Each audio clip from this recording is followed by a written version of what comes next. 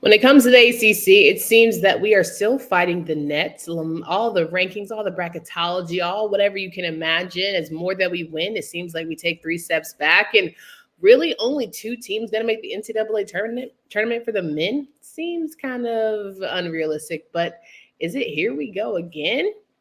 You are Locked On ACC, your daily podcast on the Atlantic Coast Conference. Part of the Locked On Podcast Network, your team every day.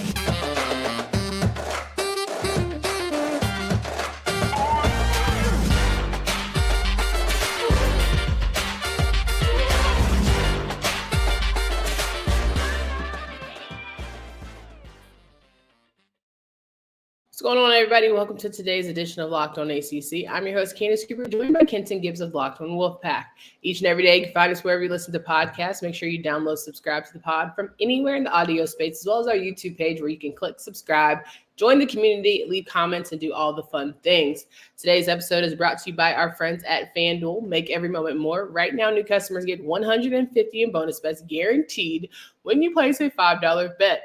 Visit FanDuel.com/locked-on to get started. All right, we're going over some basketball today. The net seems to be getting in the way for the ACC, and we're going to talk about some of the teams doing well, some of the teams doing mid, and some of the teams that are struggling, all based on the weekend game matchups. Kenton, how are you feeling? You know, I want to feel great. I want to feel good, but the way that the nation is treating the ACC, the way that ESPN is treating the ACC, I'm sick and tired of being sick and tired, honestly. Yeah, it seems that, once again, we're in this fight of our lives to try and get a couple good ACC teams in this bad boy that is the NCAA tournament. And we have to yet again prove ourselves worthy of good basketball. But, maybe it's just, I'm not going to say it's GMP's fault, but maybe we should look at scheduling going into next year. I don't know. I don't think it's scheduling at all. I think, again, you need a bigger, better mouthpiece. Yeah, you could talk about net all day and all night. But we had the number 1 team in the conference playing the number 2 team in the conference today. And do we get any word from anybody saying, hey, this is actually a potentially big game? You were one of the only people saying this could be a huge upset. UNC needs to be on upset alert. They need to be prepared for this game because this is a game that not only could go wrong for them, but has serious conference implications. And so I'm looking at Jimmy P and I'm saying, hey man, what's going on, brother? What we doing? How's everything rolling? Because, at some point in time, we have to acknowledge there's something in the water that just ain't going right here when your top 2 teams are going at one another and there's nothing to be said there. And even if you want to make the argument, well, Florida State is just tops in terms of conference record and Duke is the actual number 2. How big do you think the Battle of the Blues will be this year in comparison to other years? Even though both of those teams are ranked highly this year. I believe they're both inside the top 10 right now. Duke is number 12, but close, yes. Top 15 right now. Come on now. Either way, it's still not going to get the hype of old Battle of the Blues. And it shouldn't be that way. But for whatever reason, all of a sudden, the ACC can't do nothing right. Well, in ESPN's defense, they are doing College Game Day in Chapel Hill on February 3rd, but I think that at this point, that's just a commonplace, and that goes back to your point of the only time that people really feel like the ACC is doing well is when Duke and UNC are doing well. So it's like, okay, of course we can come back this year because it's worthy. It's the UNC, it's the Duke rivalry. We can relive and do all the things. They are top 15 programs, but it feels as if they were in Arkansas today. I was watching when I was in the gym, and I just think, okay, cool. But can we travel to Tallahassee? Felt like it could have been a great opportunity. Can you go to Cameron Clemson versus Duke? I feel like there were just, also good moments there for our ACC programs. Absolutely. Absolutely. And I think the most disappointing part of this whole thing is the idea that, hey, we're not good if Duke and UNC are good. Well, they're both good. They're both good. What more do you want from me? Yes. What more do you want? Oh, the net says that you're not this and that.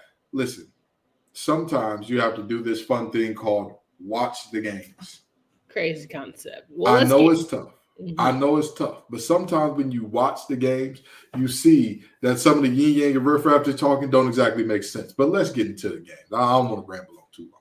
It's fine. I think North Carolina is a great example of things going right for the ACC for men's college basketball in general. Beat yet another really good program, 75-68 Florida State game where it came down to the wire. It wasn't even 7 points worth of difference if you ask me. And it was Harrison Ingram, RJ Davis stepping up in big ways when it mattered most. And I think that's something important as we consider this whole preseason was all about Armando Bacot's return. And I think Elliot Cadeau is finally starting, finding his way. And he's becoming the backcourt duo that RJ Davis certainly needs. And it's just, I was worried about this game, feeling like, if we're going to get one punch in the mouth, it might as well be with Florida State. Net, definitely not going to help the net, but at least it gets this team back on like some sort of grounding just in case we're getting down this hard stretch of ACC play. But they said, listen, we got it covered. We're not stressed. And it definitely seemed like this team wasn't stressed throughout the game. RJ Davis is trying to beat those free throw merchant allegations. He's trying his hardest to beat them. And boy, is he looking phenomenal as the ACC's leading scorer. You already talked about Harry Ingram, but I'm going to tell you, I know the man's still alive, but that is Dennis Rodman reincarnate. Because if Harry is going to do anything, he's going to attack those boards with an enthusiasm unknown to mankind. Only he's listed at 6'7".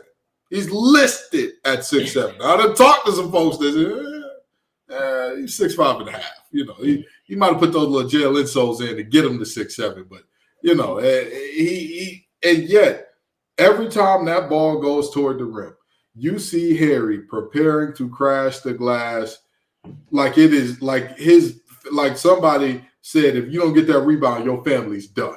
That's the type of energy he brings to the boards, and that's the type of energy he brought in this game, which was essential to get over the hump against the Florida State team that played a very good game. This was not a game where, Florida State rolled over, they got the wheels whooped off them or anything along those lines. They showed up. They competed. They were right there. It's just when it was winning time, Florida State just couldn't make as many plays as the Tar Heels. And even beyond that, there were some moments where you just you look and you say, was it a foul? Was it not a foul?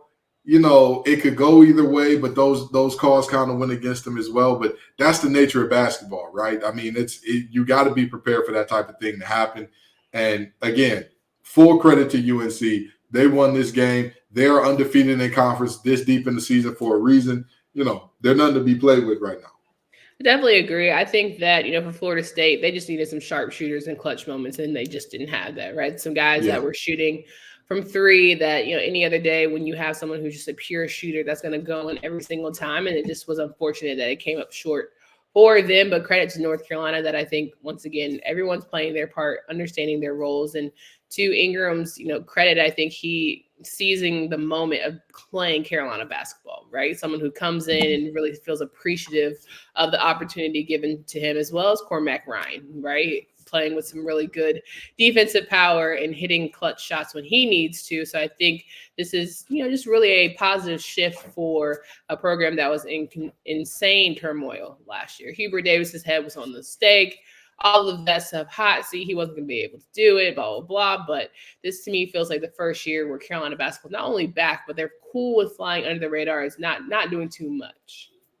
I mean, they're the two guys that are kind of unheralded are the reason that they are in the position they're in, and that's Cadeau and Ingram, period. I don't think, we're seeing that RJ Davis is a catch-and-shoot guy. That's when he's at his best.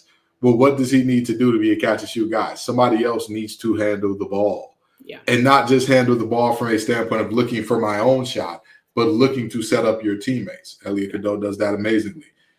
Harry Ingram is the heart and soul of this team.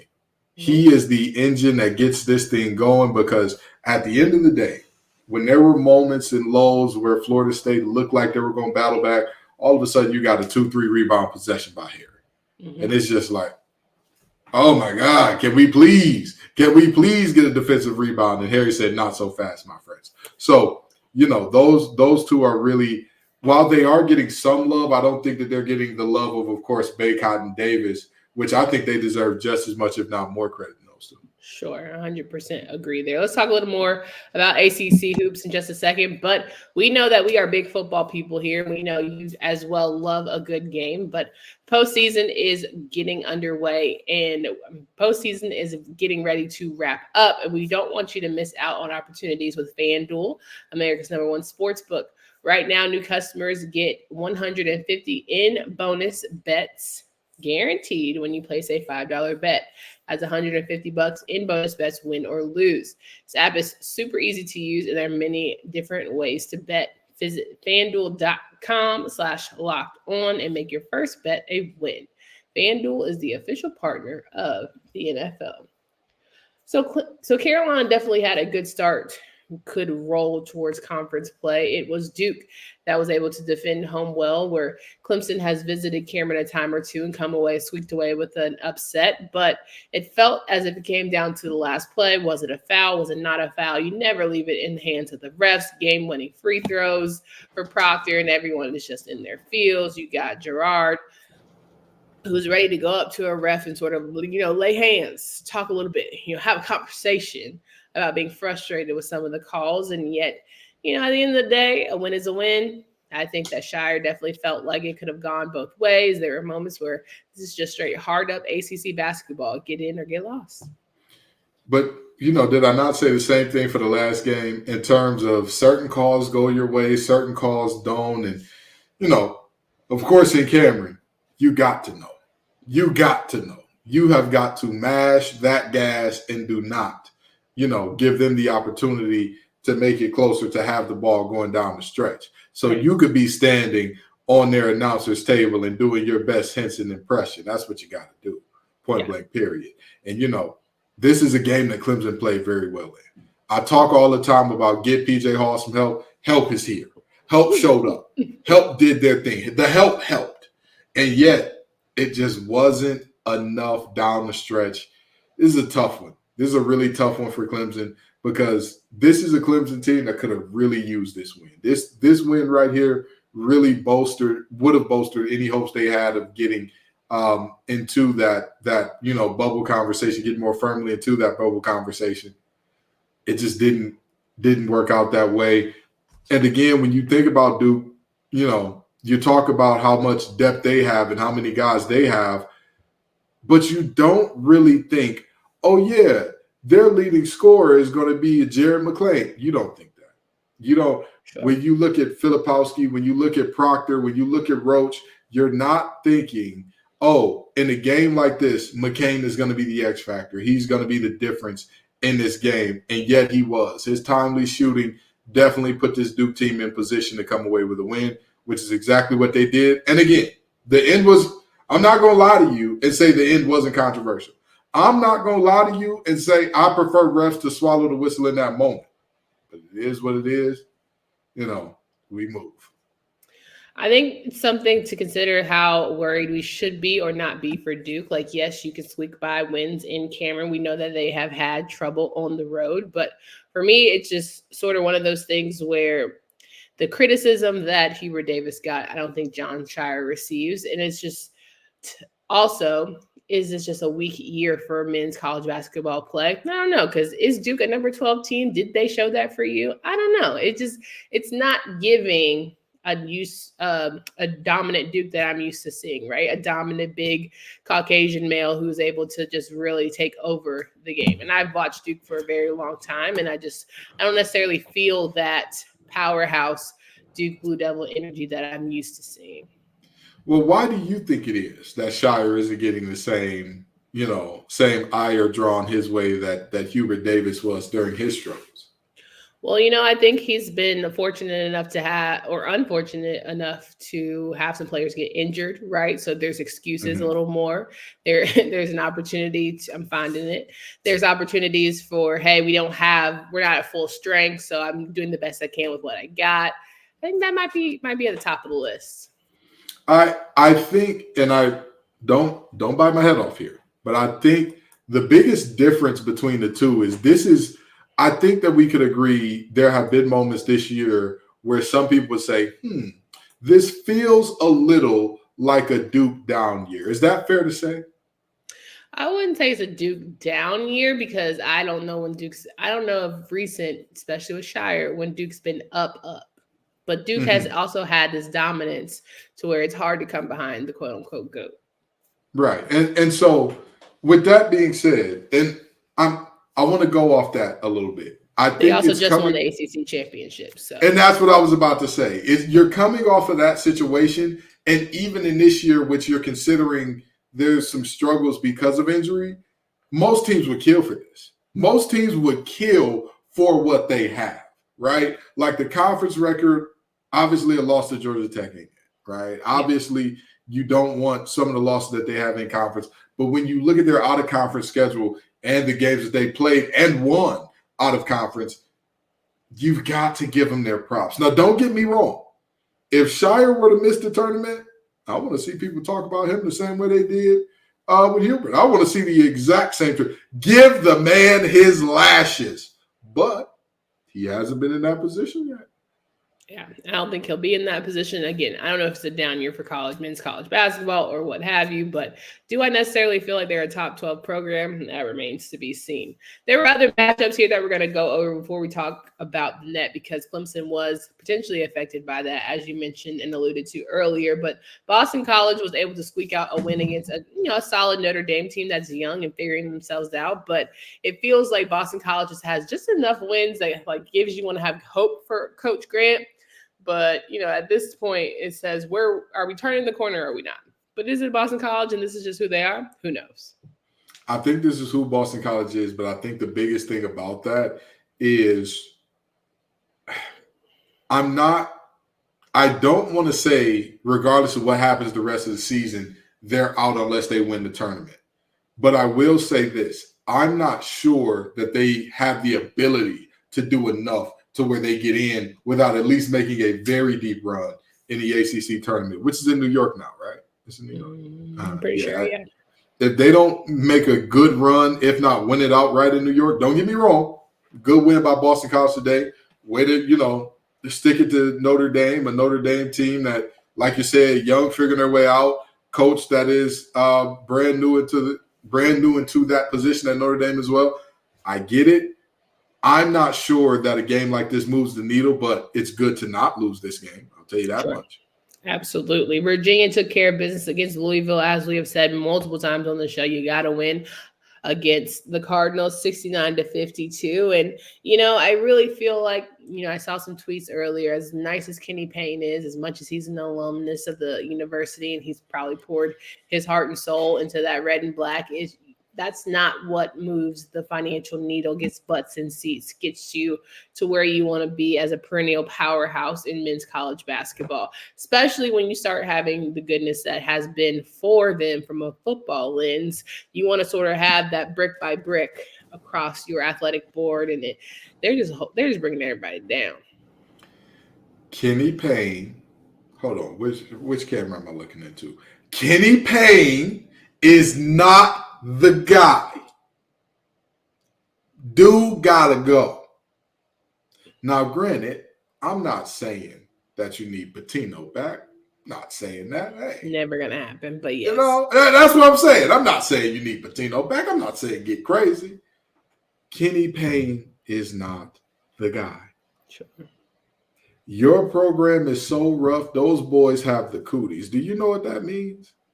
You remember when you were kids and y'all said, oh my God, such and so has cooties. Mm-hmm. What did that mean? Stay away from that person. Mm-hmm. They can't touch you or else you get it. That is what Louisville is to the conference, because if you lose to Louisville. Well, when Kyle Kuzma was tweeting about the Detroit Pistons, he was like, you just don't want to be, at this point, you don't want to be that team. Right? You don't want to be the one. Mind you, the Wizards ended up losing to the Pistons, so eat crow. But it just feels as if we're on that type of time with Louisville for the rest of the season. You just don't want to be that team that gets popped in the mouth upset. So we can get Kenny Payne out of here so we can make this a more competitive basketball landscape for the ACC. Because, one loss from them and you're finding yourself really not even on bubble. You in the tub, out. Not even in the tub. First of all, there was no need to bring my Pistons in this. No need. But second of all, you're absolutely right. This is a situation again, it's getting untenable down there. And some people are asking, is Tony Bennett kind of getting his swagger? Is this team, is Beekman and company, is McNeely and company, are they getting there? It's Louisville. Okay, well, it's Louisville. I'm just saying UVA is trending you got in the your right swagger direction. back. If you felt you got your swagger back by beating Louisville, have a hard look in the mirror. I'm saying they're trending in the right direction. Hard look. Yeah. Nope. I'm saying they avenge the loss to NC State. They go and dominate Louisville. The NC State team is getting dog walked by Syracuse right now. All right. I just, hey, cool.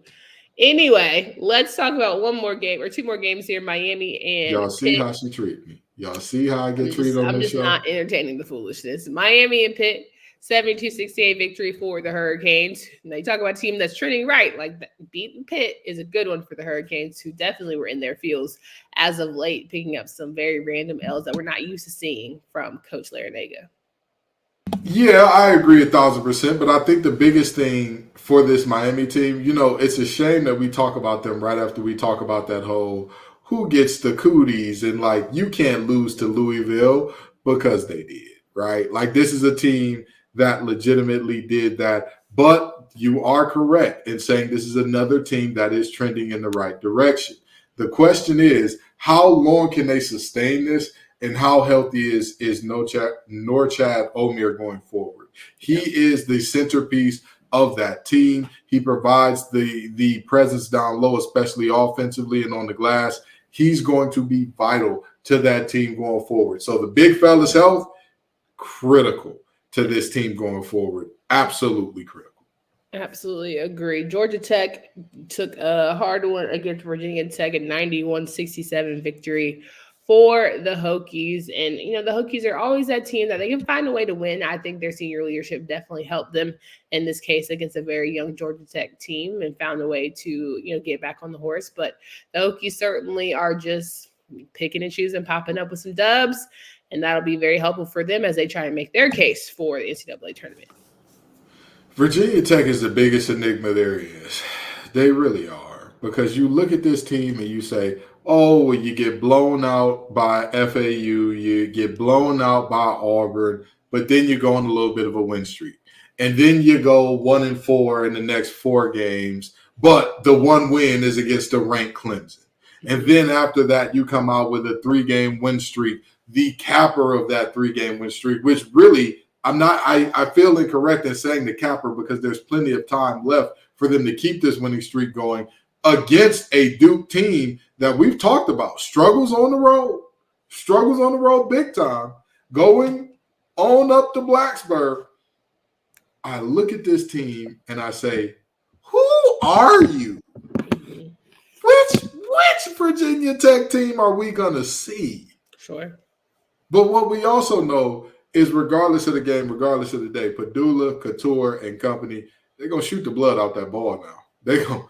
If they don't do nothing else, they might not always make it, might not always be hot, but they might not always defend. But when it comes to knocking down those triples, oh, baby, go hit.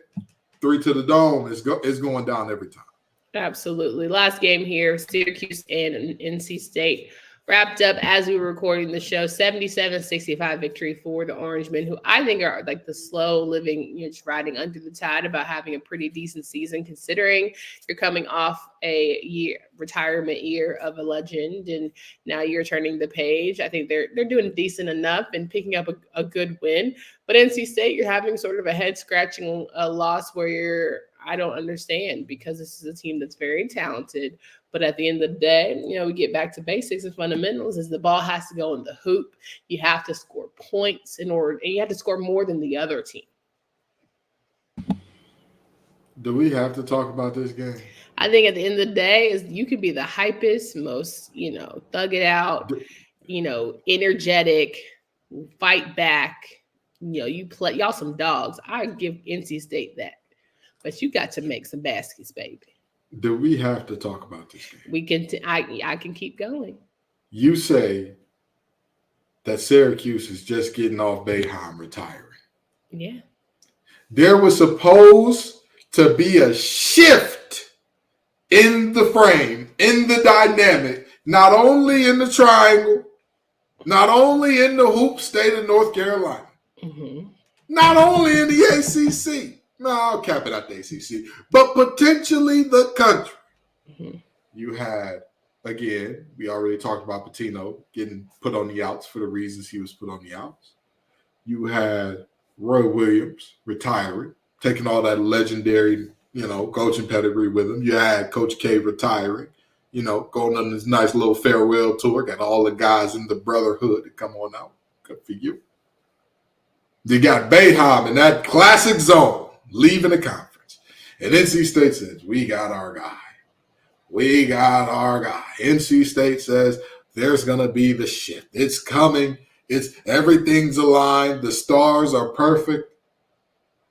And yet, Coach Keats and this team continues to wet the bed.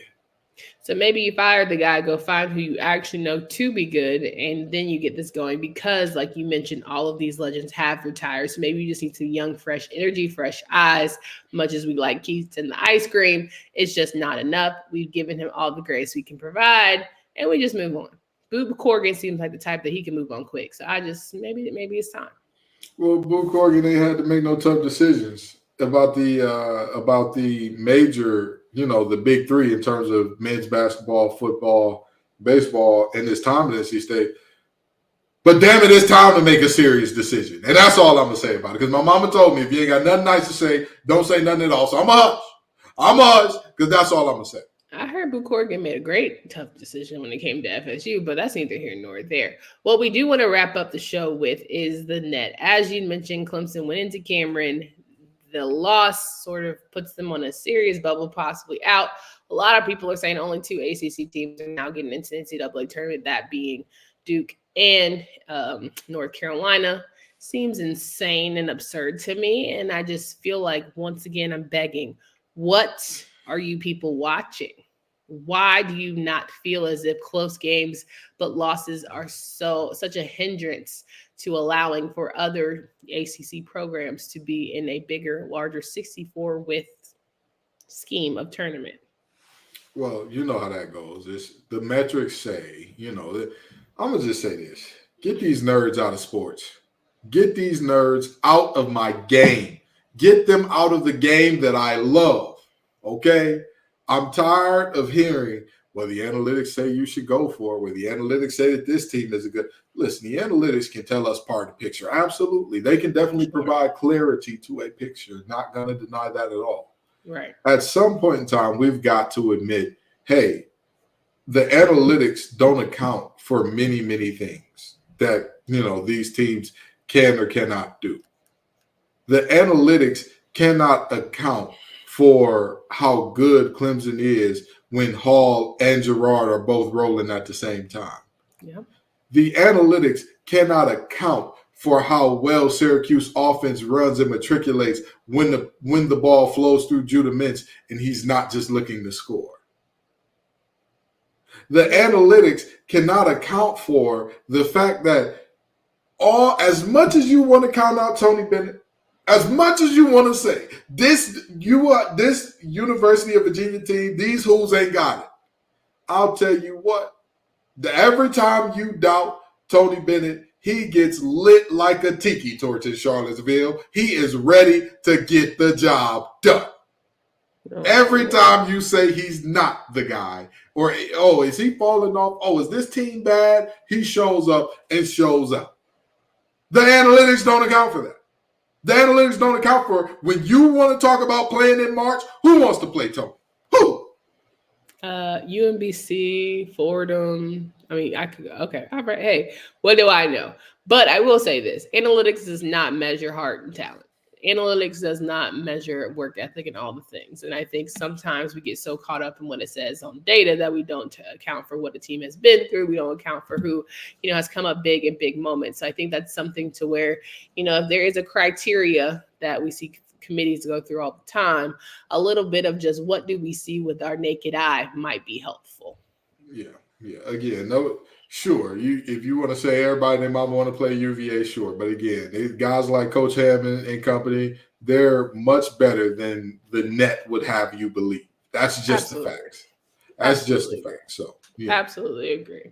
All right, well, we got a lot to go over here on Monday's show. We are going to give you a little bit of peek into some portal conversations, some women's basketball things, and make sure that we get you guys locked in for another great week of ACC content. And as we talk about, again, the shift in the who is not, vouching for us enough, we're going to make our own bracketology praise and figure out just maybe who should be in this bad boy when it's all said and done. You don't want to miss that. So come on back, leave us nice comments, 5-star reviews, and all that fun stuff for Candace Cooper and Kenton Gibbs. Until next time.